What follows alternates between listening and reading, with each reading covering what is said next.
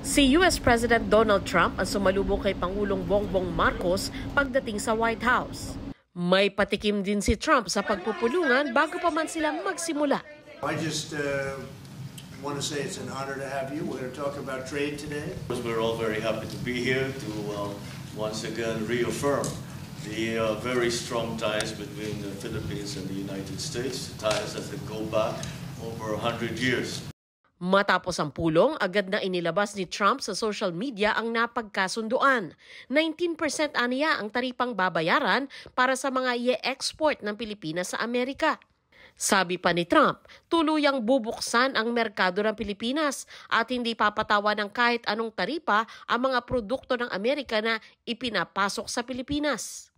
Gayunman, nilinaw ni Pangulong Marcos na para lang sa piling sektor ang zero tariff na binanggit ni Trump sa kanyang post. There were certain markets they were asked to be open that are presently in this right now are not open. The major areas that he said were automobiles, because we have a tariff on American automobiles. We will open that market.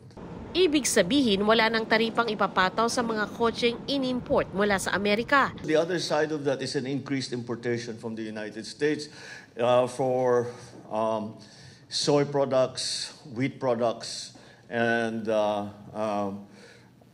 pharma, actually, medicines, para makamura naman yung maging mas mura yung gamot natin.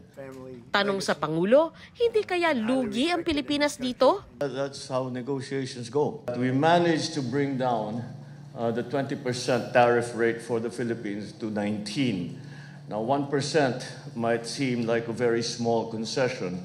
However, when you put it in real terms, it is a significant achievement.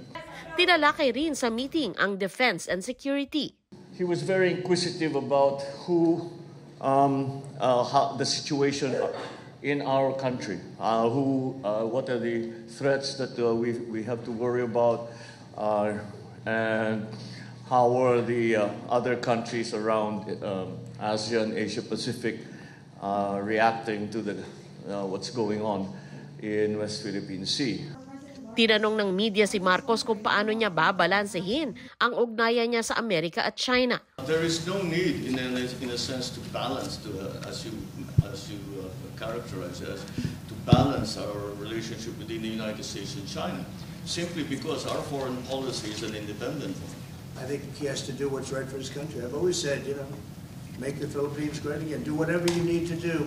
Kaugnay naman sa planong magtayo ng pasilidad para sa produksyon ng mga armas sa dating base militar ng Amerika sa Subic, sabi ni Trump mahalaga ito sa dalawang bansa. Very important, otherwise we need ammunition. We're going to end up in a few months, we'll have more ammunition than any country has ever had. The United States is assisting the Philippines in what we call our self-reliance defense program, which is to allow us to be self-reliant and to be able to stand on our own 2 feet, whatever the circumstances that occur in the future.